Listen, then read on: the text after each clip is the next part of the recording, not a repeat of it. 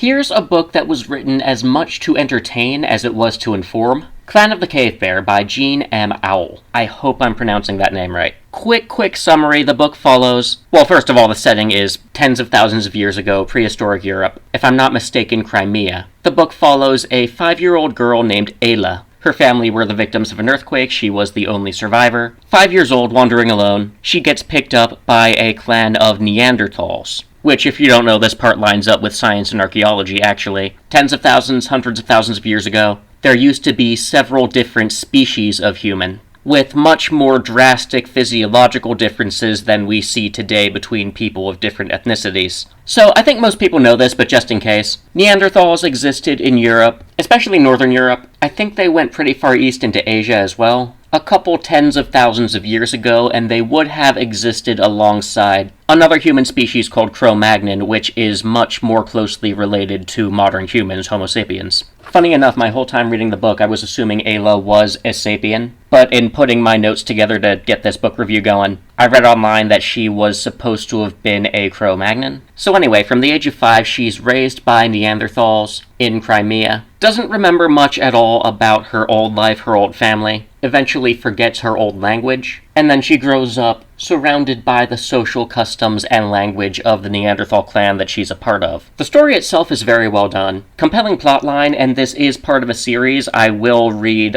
the other books in the series because I'm very hooked into it. But I think what the author wanted us to take away was not any kind of philosophical message from the plot itself, but rather wanted the reader to walk away with a more solidified, more illustrated view of what hunter-gatherer life specifically for Neanderthals would have looked like, or might have looked like. Which makes for a fun little deviation for me as well, because I am used to looking more at the literary elements of novels. But for this one, we will be nerding out and getting Neolithic. So I kept a list of the physical differences, anatomical differences between Neanderthals and myself, modern humans, or Ayla Cro-Magnon. First and most obvious, their throats do not have such developed vocal organs. They have a much more limited range of sounds that they're able to make. In the book, they're portrayed as using mostly sign language, but also mixing it in with some vocalizations here and there. There's sort of a montage where the little girl is learning the new language, and she has that,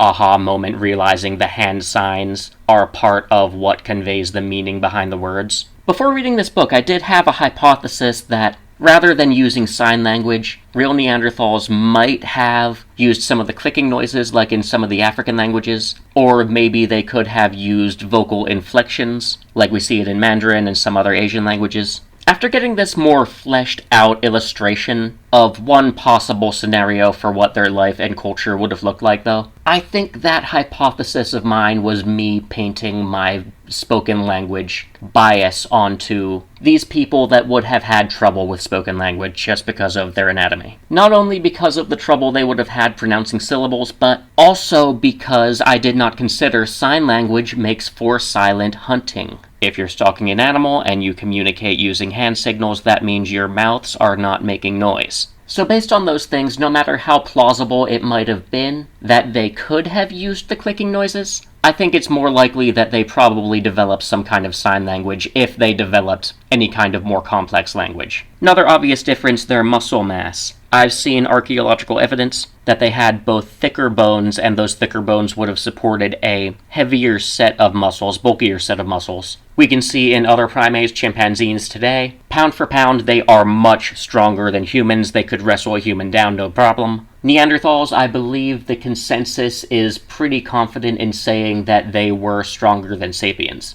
I don't know exactly how much stronger. Here's something I didn't know, tear ducts.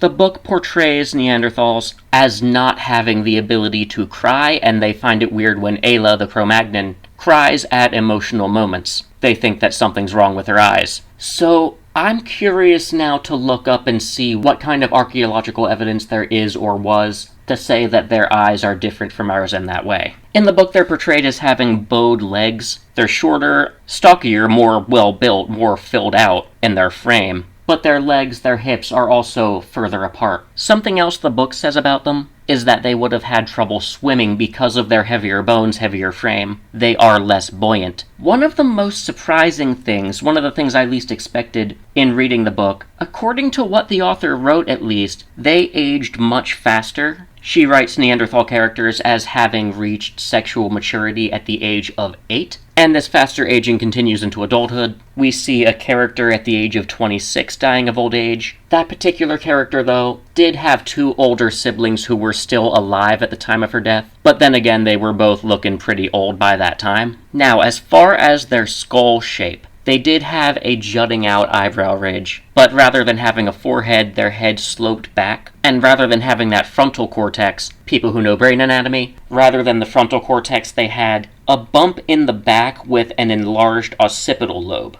Now here's where this starts getting sorta funky, I don't imagine we have any evidence at all, and this is probably just the author speculating. The author writes that they have much better memories, but it's a trade-off. They have far less developed reasoning, critical thinking skills, problem-solving skills. There's one part of the book where the old wise man decides to try and teach this child basic arithmetic, like adding and subtracting single digits. And she catches on like lightning quick, snap of a finger, and very quickly she's able to reach the limits of his mathematical knowledge, and to some extent surpass him a little. Another example, this girl, as she grows up, gets trained to be a medicine woman. The medicine woman they have, she's very renowned among the surrounding clans, but she does it a little differently. Neanderthals are used to relying on their memories, not just their memories of a single lifetime, but the author portrays them as having long ancestral memories that they can tap into. They just need to be reminded of it. So if they see a plant that they personally haven't seen before, but somebody 7 generations back worked with that plant, they know the effects,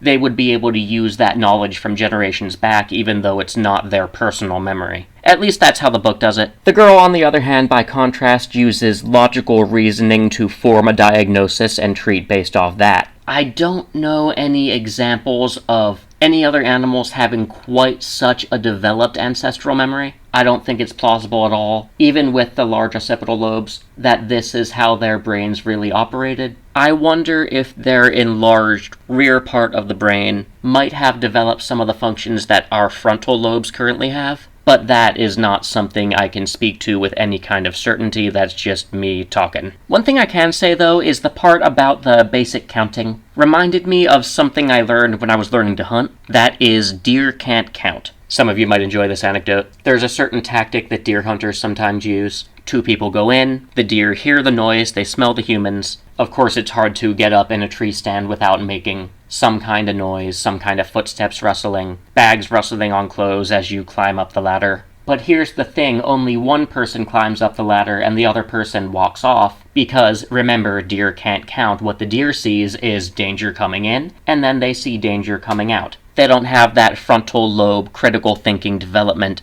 to question how many humans came and how many humans went. They think, oh, the danger went out, I saw them leave, it must be a little bit safer to be in that area now. Something else the author writes about how she thinks Neanderthal society might have been. Of course, this is being portrayed through a fictional story. Much stricter social roles. So remember, as they operate through life, they're not relying on problem solving. They're relying on tradition. They're relying on the way things have always been done. It's this way because it just is, because it just always has been. This is how we've always survived. So there's much stricter gender roles, and their society is pretty unbending with that, in contrast to what I see from different modern human societies. But not only gender roles, they have specific roles that are passed down by heredity. One of those roles traditionally has been the medicine woman. Another one is the leader of the clan. Another one is their old wise man. In the book they call it the Mog-Or, that is his title. So remember what I said about ancestral memory. As they're operating as this role within the clan, they're able to draw specifically on their ancestral memories of past people who have had that same role within the clan. Again, I don't think the ancestral memory thing is quite as plausible, but it does make for an interesting story. On the topic of gender roles, though, they seem to have this idea that the women's role is to obey the men unquestioningly. We even see a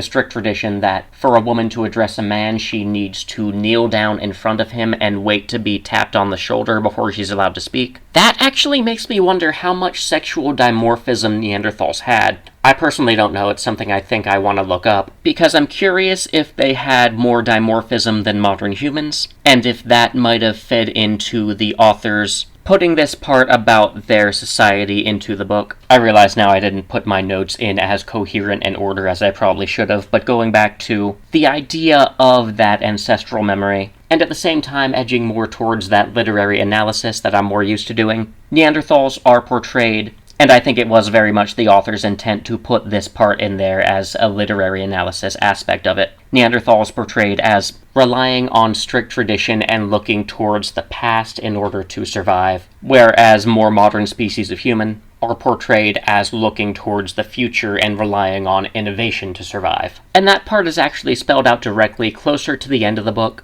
That old wise man character that I mentioned before, he conducts a religious ceremony at one point where he looks back into his ancestors' deep past and actually is able to identify the place where the Neanderthals' ancestors split off in the evolutionary line from the Cro-Magnons' ancestors. But not only that, at the same time, he gets a big picture flash of insight and is able to get just a tiny glimpse of the future where he sees roads and civilizations and airplanes and all that. And then he becomes the only character to truly understand how much the Neanderthals represent the past and modern humans represent the future. And with that, I think I will actually end this book review right there without, of course, going into the plot or many of the literary elements to it, because I think it just feels right to keep this one focused on the message that I think the author really wanted to get across. I will, though, do something that I don't usually do. I suppose I should do the YouTuber thing. Don't forget to like, subscribe, comment, yada yada. I mean, actually, though, please share the video because I want views. So yeah, see ya.